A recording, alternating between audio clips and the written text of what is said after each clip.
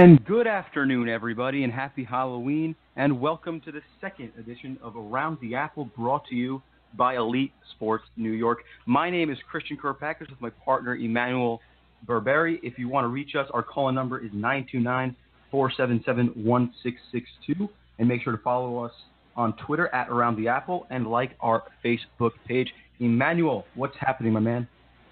I'm doing pretty well. You know, it's a great day. It's Halloween. I'm not the biggest Halloween guy, but having this to do with you today kind of shed some light on my day. And a beautiful day outside, but I'm happy to be talking some New York sports. You may not be happy about Halloween, but you should be very excited for our guest today. He's a comedian, actor, internet sensation for his ability to turn everyday life into utter comedy. And many of you know him as the guy that has made you roll over in laughter during his Yankees and Giants locker room talks. Vic Dibitetto. Vic, nice of you to join us today. How are you? Hey, thank you, Christian and Emmanuel. Thank you for having me. First of all, that introduction music, it makes you want to get on the treadmill and just run 4 miles. Wow. I'm all pumped. I'm going to hit somebody. Now, Vic, before we get into any real sports talk, we want to know your motivation behind these locker room talks. What made you come up with this brilliant idea? Pain, aggravation, frustration of being a Yankee fan and a Giants fan. Basically, I say what most Yankee and Giant fans are thinking, you know, and we live in a politically correct world, and I go in my garage and I put up a Yankee banner and I pretend I'm the not the manager, because Girardi's the manager, of course. You know, don't get me started with him. But, you know, that's what I do. I enjoy making people laugh, and it keeps me sane. Of course, you're a big Yankees and Giants guy, and you let your thoughts heard through both of those avenues. The Giants currently 4-3, second in the NFC East, but still a lot of uncertainty regarding their team. What do you think of the G-men so far? Well, the defense has been holding up. It's the offense. I don't know what's going on. I think Victor Cruz isn't playing up to his full potential. Hopefully he will. But Odell has got to snap out of it. He's a talented player.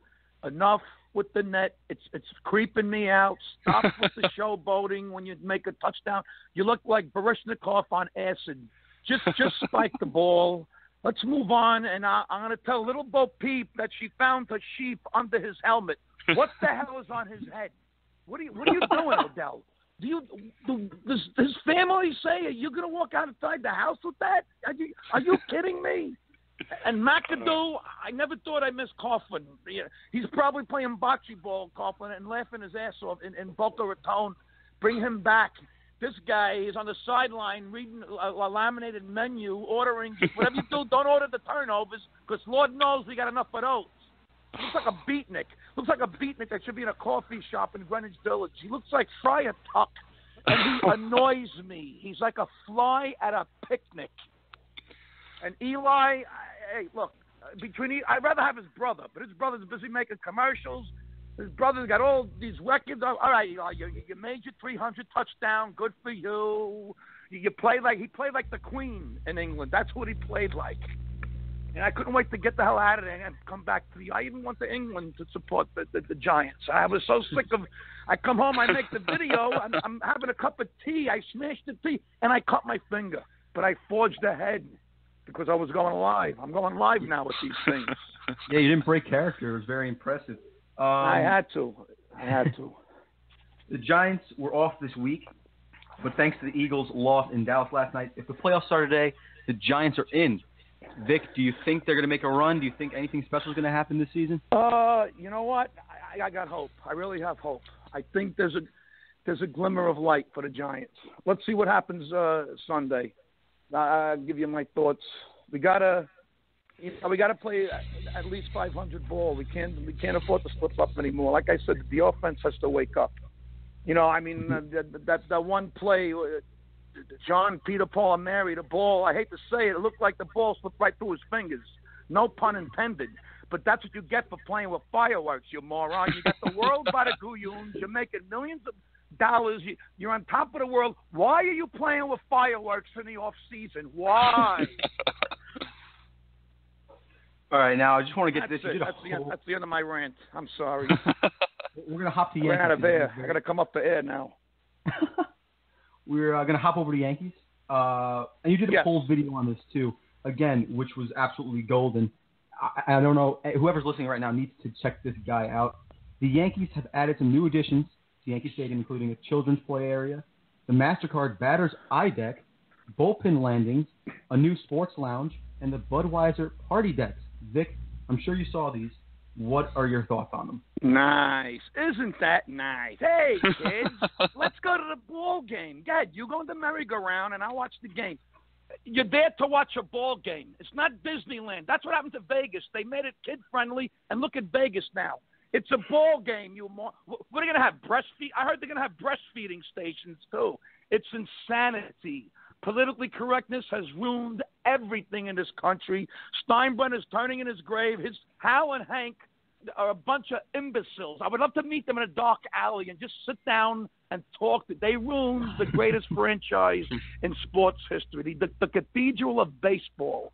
I used to watch Bobby Mercer run through the monuments in center field when there was a double. You can't do that no more. Why couldn't they refurbish it? That was hallowed ground. That you can't say anymore. Look, that's where Mickey Mantle homered. Look, that's where Lou Gehrig retired, the famous speech. Now you go to this plastic, pathetic ballpark. It's a replica. It's fake. You go, oh, look, Dakota. That's where Mark Teixeira pulled his left hibiscus. Why did they knock it down? Wrigley's still going. Look how beautiful Wrigley look in the world. Fenway is still going. The Yankees are all about tradition and history, and they knocked down the cathedral. Now we're going to have playgrounds. That's great. Nice. Oh, why don't we put a Starbucks so these idiots could go on their laptops instead of watching the game? Let me download the app.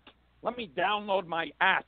It's over. I wish I grew up in the 40s and 50s. You had the Yankees, the Giants, the Polo Grounds. That was baseball. That was New York. I feel sorry for these kids. I really do. It's sad. It's pathetic. And this whole Vic, I couldn't agree with you more. And something that really gets to me is the fact that, hey, you want area for people to have fun at the game, but really, if you're taking your kid to a game, they can go to the playground next to their house. They don't need to go to the playground at the ballpark. This is tradition. You got to instill this baseball tradition with them and get them to enjoy the game of baseball when they come out to the ballpark. Now, all they want to do is do the stuff they're accustomed to doing at home. It's nuts. It's nuts. Why don't they build a ballpark at the Chuck E. Cheese's? It makes no sense. It makes no sense, you know. And I don't go to the new park anymore unless somebody gives me free tickets. It's not the money; it's the principle. I'm not paying $7 for a pretzel. It's crazy, man. I watch it at home. I'll sit at home. There's no traffic. You're not sitting to any morons who are on their cell phone, yakking away. But hey, good luck, Yanks. I don't. Who knows? I don't know. What are you gonna do? I guess it's the sign of the times. What do you think about the youth movement with the baby bombers? I love it. I love Sanchez. I still got to see what he does next year. I want to see if this is real, or if this is a fluke. His numbers were beyond. He was like a machine. He wasn't even a human being. Yeah. He's the only. If it wasn't for him, I would have never watched the second half of the year. I'll be honest with you. All right, Vic. I just want to thank you again for joining us and making our second show a very great one, folks. Vic Dibitetto will be at the Gotham Comedy Club November 4th and 5th. That's this weekend. You can go to vicdibitetto.net for tickets and make sure you subscribe to his YouTube channel. Vic, is there anything else you want to add for me? Thank you, buddy. I'm also going to be at the Bushnell Theater in Hartford, Connecticut, December 2nd. And I'm also in a show called The Three Tenors Who Can't Sing, December 22, 23 at the Stress Factory in New Brunswick, New Jersey. Guys, thanks for having me. I really appreciate it. All right. Thanks, Vic. Have a good one. Thank you. Thank you, guys. Thank you. God bless. Now, again, guys, if you have not yet, go follow him on Twitter. Go subscribe to him. I'm serious. Have to. Keep up with his work. He made me laugh harder than I've ever had before. Just want to give him one last thank you. All right, Emmanuel. If you're having a down day, just look at his Twitter page. I looked at that Halloween rant today, and it loosened me up before the show. It was just incredible. The guy's hilarious. Yeah, I at least watch like 3 or 4 of his videos every day. You can't go a day without it. Now, Emmanuel, let's get to the tough stuff. I want to talk we're seeing Andrew Miller and Aroldis Chapman do their thing in the playoffs and the World Series, and it's just hard not to resist talking about this. So here's how I look at it. If Brian Cashman decides to hold on to Carlos Beltran, Andrew Miller, and Aroldis Chapman, the season. Now, I know you and everyone else against me will start by saying, yeah, but then Sanchez wouldn't have been called up. Let's just say, for argument's sake, they find a way to part with A-Rod, call up Gary Sanchez, move Brian McCann to the DH role, and keep Beltran in right. Beltran hit, in the second half, hit .291 with 10 homers, drove in 37 runs in 270 plate appearances. Yankees right fielders batted .240, hit 12 home runs, and drove in 43. Beltran surpassed the output of Yankees right fielders in the second half despite 100 fewer plate appearances.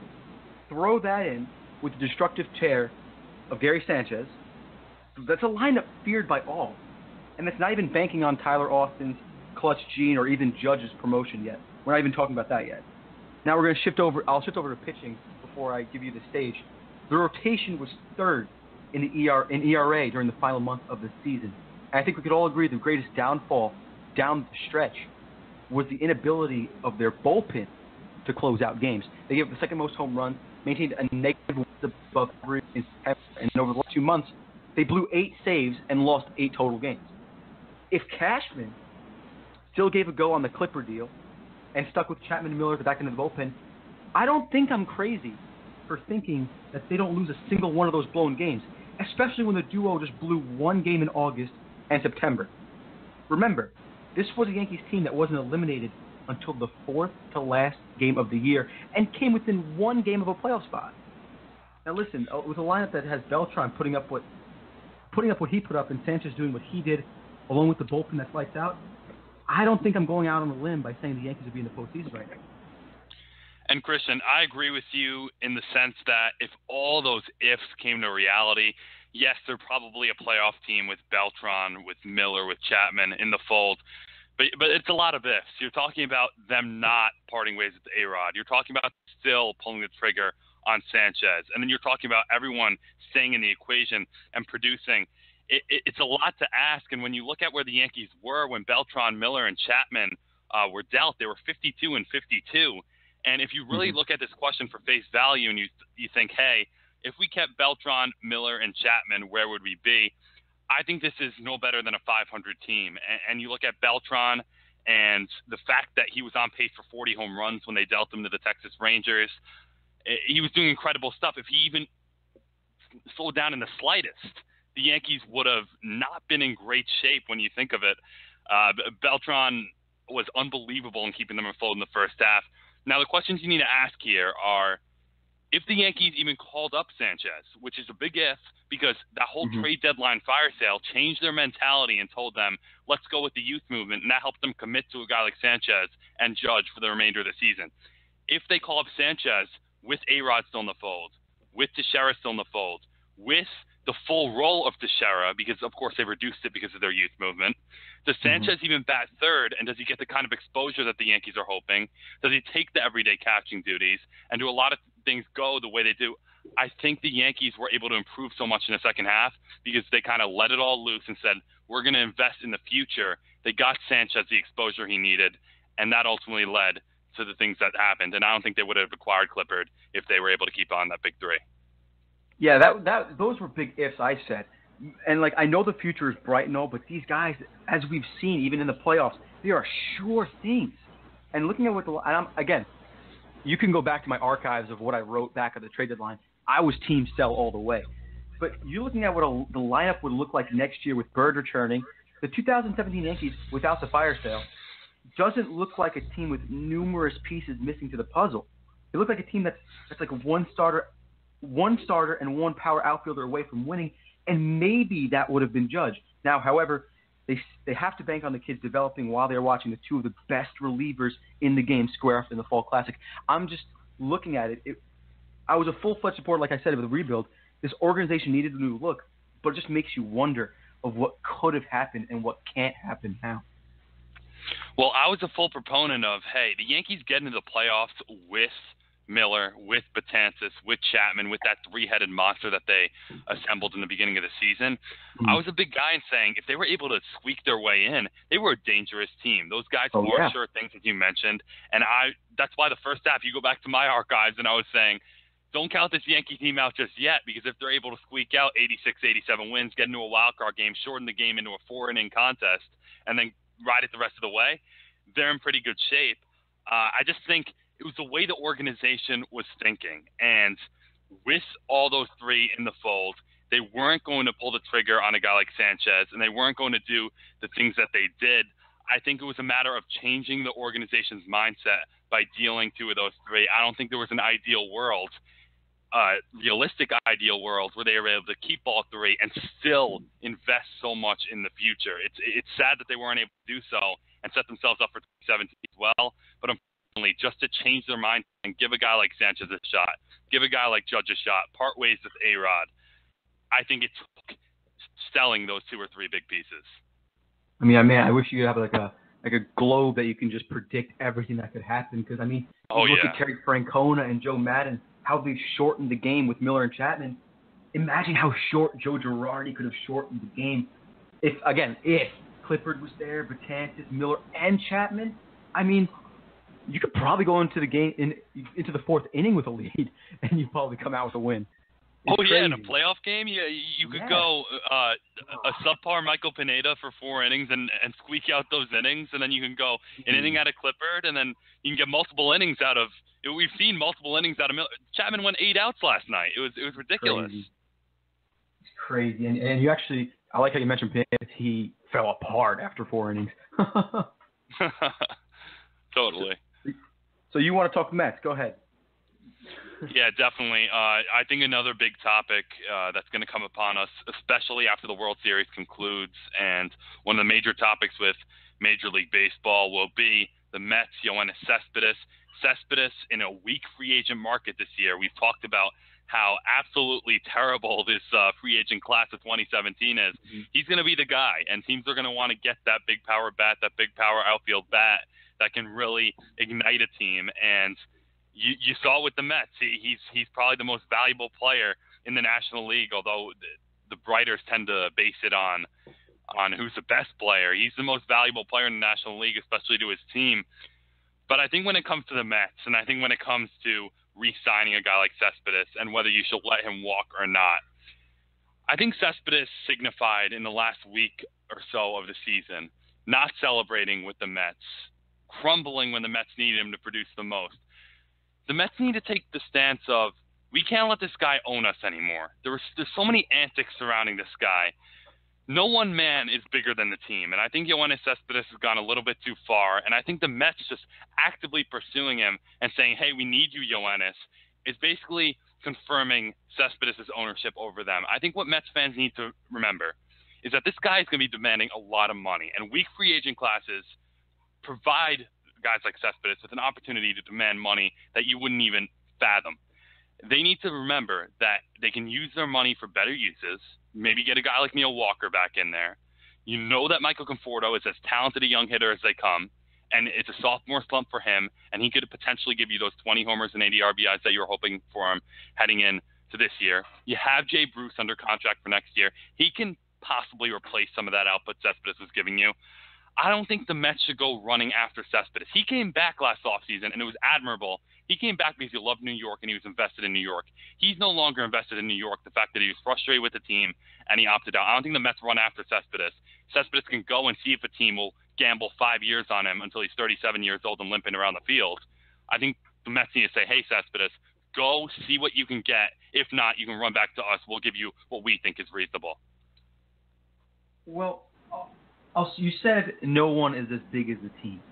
And the Mets wouldn't have been as big as Cespedes. I know you said it yourself. He's been the most valuable member of the New York Mets in the last 2 years. 2015, before they brought Cespedes in, entering July 31st, their playoff chances were less than 30%. After acquiring Cespedes and after the crazy August he went on, Mets went 20-8, and by the end of August, they had a 91% chance of making playoffs. This season, you saw the same thing. Cespedes went down with a quad injury. The Mets were 4 games over 500. When he hit the DL, by the time he returned, They were 2 games under and 5.5 out of a wild card spot. Well, thanks to Cespedes, they finished the year 27-14, which in that span was the best record in the majors over that span, and recorded the second most runs in the National League. Since he's arrived in Queens, the Mets have won 106 out of 180 games. That's 95 wins a year. Cespedes was the only thing keeping a relatively disappointing 2016 Mets team, thanks to injuries. We could both agree that Mets team was World Series favorites before injuries happened. Oh, yeah. And Cespedes kept them afloat and in the postseason for the second straight year. This is the type of player you open the checkbook for, and you give that 5-year deal to. If the rotation comes back healthy and you have the middle of the order that consists of Neil Walker, Asdrubal Cabrera, Yoenis Cespedes, N.J. Bruce, you're gonna hope that David Wright can come back healthy. The New York Mets can once again be World Series favorites. They are not without Cespedes, and if you don't bring him back, Kerry Collins opens the season up with more question marks than any manager needs to be confronted with. Doubts of producing at a level a contender needs exists with Wright, Duda, d'Arnaud, as well as betting on Reyes continuing his revival at age 34. Granderson's turning 36. Has already shown a 22-point drop in his batting average and OPS. And you're going to bank on Michael Conforto rebounding he's arguably the biggest if. I'm not going to put all my money on, it was just a sophomore slump. I'm not going to do that right now. Without Cespedes, I can't see this Mets offense producing the way it needs to. And quite frankly, I've been on seeing the same mediocrity we saw before he arrived in 2015 and when he was sidelined last season. Well, Christian, I'm not a huge guy, and I know this looking down the road. Cespedes is going to get a 5-year deal in free agency. It's basically a foregone conclusion. In this market, he's going to get 5 years and a whole lot of money. I'm not a big guy on a guy like Cespedes with his body style, with the way he plays the outfield and the way he has to play every single day in the outfield. I don't like a guy with his body style at age 37. I just don't. I think the Mets have to be a little bit more realistic and give him the deal kind of like last offseason that made a lot more sense. Not only did Cespedes come back to terms with the Mets, but that deal for him, for that money and those years, made the most sense. I just think the Mets have to find out who they really are as an offensive unit right now. Without Yoenis Cespedes, it's well documented that he's an extremely valuable player on this Mets team. But I think it comes time where the Mets, with all this young pitching that is going to bounce back next year, I think that's definitely going to happen. They ran into horrible luck with the pitching. With this young pitching back and a lot of it being retained for the foreseeable future, they need to figure out what their basically game plan is when Cespedes isn't on the field or without Cespedes at all, because clearly they look like a lost bunch without Cespedes, and that can easily turn around if a few players actually do their parts, as everyone almost underperformed that were expected to perform heading into this year, and you had a few wild cards like Asdrubal Cabrera stepping up. You need to figure out what you can do to plug the holes without Cespedes there long term, because short term, yes, Cespedes is a great answer. You can plug him in third or fourth every single night. Next 2 years, you can be instant World Series contenders. But after that, it looks like a horrible long-term deal to me. Yeah, but you got to also consider how open are the Mets' window right now. And like you said, they have all I guess they can somehow put this offense together and somehow come out with a non-mediocre team, if you want to put it in that way. But that's so many ifs when you have a for sure team MVP in Cespedes. I know you don't get some years, especially at his age, but how much are you going to pay for a championship that your team's striving for? That I don't think would get that without Yoenis Cespedes in that lineup. This Mets team without Cespedes, like I said, Wright, Duda, d'Arnaud, none of these guys, even Conforto, I don't think by next year will step up and provide with that offensive value that Cespedes did. I don't think that's happening. I think you got to open your checkbook for a player like Cespedes. And I think you just highlighted the problem. Whether they get Cespedes back or not, there are so many ifs on this Mets team offensively that you can never really be sure what they're going to do next year. Let's just say Cespedes went down with an injury or Cespedes didn't re-sign, because in all likelihood, even if they offer him a lot of money, there's a good chance he goes and signs him to someone else that gives him an absurd amount of money. So the Mets need to think to themselves, what are we doing here without Cespedes? Because you mentioned, I think it's a sophomore slump for Conforto, but the key words there are I think. I don't know whether Conforto is going to bounce back and be the hitter we all thought he was going to be this year. But you're going to need to find answers because there have been a few experiments like the Travis d'Arnaud one that have epically failed. And 1 through 9, the lineup just doesn't look the same without him. You're going to be banking on a huge year out of Jay Bruce, maybe a return from David Wright. And ultimately, you got not a lot of people, Christian, I think you can agree with this, really agreed about how big Michael Conforto's underperformance was this year. Heading into the year, I really viewed him as that number 3 hitter, the best hitter in the lineup, who is going to be that young stud, pounds out 25 homers, drives in 85 runs, above 300 hitter, a staple in the middle of that order. And him just falling off the face of the earth was a huge detriment to that Met team. Because if you put Conforto there doing what he's supposed to do and what the Mets expected him to do when they called him up from Double-A 2 years ago, and you put Bruce behind him, you have Neil Walker in there, you get another year reminiscent of last year from Asdrubal Cabrera, you can plug that hole. But that was huge this year, not getting Conforto, and you wonder, will they get Conforto? Because without Cespedes, they'll be lost if they don't have a vintage Michael Conforto or some unforeseen answer that we don't see right now. Exactly, and I think you got to come down to who do you want to bank on more. And you even saw Michael Conforto's potential even in April. I'm looking at it right now. His OPS was 1.118, 4 home runs, 18 RBIs. That was the premier Michael Conforto Mets fans were hoping they would get for a full season. That didn't happen. He fell off completely. He fell off the planet. So do you want to bank on maybe pitchers didn't figure him out? Do you want to bank on maybe he is this guy? Or do you want to bank on the for sure MVP of your team that brought you to the playoffs 2 years in a row?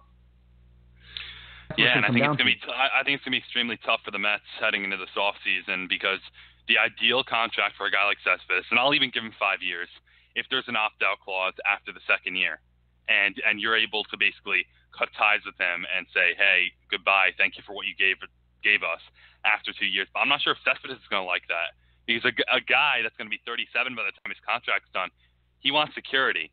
And if he's able to get that security, regardless of if he's hitting 30 home runs and driving in 90 runs or completely flopping in his age 37 season, he wants that security. I think it's really going to come down to where that opt-out clause is and who basically says we're all for Cespedes. Because there is going to be a team, and we both know there's going to be a team that goes in there and says 5 years, X million, maybe north of $200 million. Is that going to be the Mets? I'm not sure, and I'm not sure if they're ever willing to open their pockets that deep. Hey, if I'm a Mets fan, I am praying they do open their wallets because you don't have a winning team without Cespedes.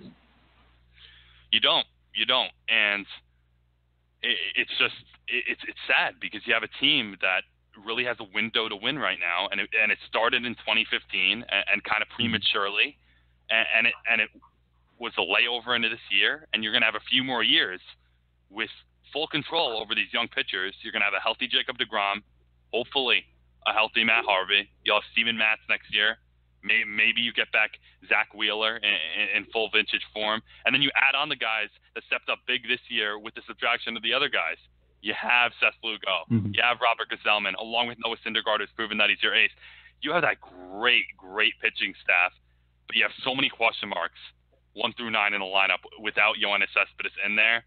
I think the Mets need to find those answers. It's easier said than done, but they really do if they want to contend within the next 2 years, and maybe if they retain some of those pitchers after that, because I think it goes longer than just this few-year window. I couldn't agree more. We're just over the half-hour mark, so I think that's gonna do it for Around the Apple Volume 2. Again, if you're just joining us, we're sorry you missed the show, but you missed a very great guest in Vic Dibitetto on ESNY's Around the Apple. Catch us every Monday, 4 p.m. on the dot. Emmanuel, any closing remarks? I thought it was a great show today. Vic is hilarious, and just chatting with him in the studio room prior to the show was just hilarious. That 10-minute window. It was great to have him, and we definitely thank him for taking part of his busy schedule to join us. And it was great. It was great debating what we love to debate. We were able to get some Yankees in there and relate it to the World Series, and then get in some Mets because we really wanted to talk about that Cespedes issue. So be sure to stay tuned. We thank you for all your support on the show thus far, and we look forward to coming back to you next week. Before I let you go, do you think the Cubs are going to come back? Oh, boy, do I want them to come back. I really want them to come back. But if they fall behind in Game 6, they're in some big trouble. Miller's on 2 days rest, and you're likely going to get 2-3 innings out of him if you're the Indians. We'll leave you right to the 9th inning. I think the Cubs are in trouble if they fall behind. If they win Game 6, I'll say Cubs in 7. They need to get ahead, and they need to get the momentum, and they need to win tomorrow. But if I had to go with my gut right now, unfortunately, it falls short for an 109th straight year. Miller goes 2-3 innings tomorrow, and the Indians win in 6. Yeah, I'd really love to see them flip the narrative and just come back and do this. I would. It's going to be tough. If you guys don't know, World Series is Wednesday, 8 o'clock on Fox. Tomorrow, 8 o'clock on Fox. Game 6 and then Game 7, if necessary, will be Wednesday. Emmanuel, thank you, and I will catch you next Monday. All right, thanks, Christian.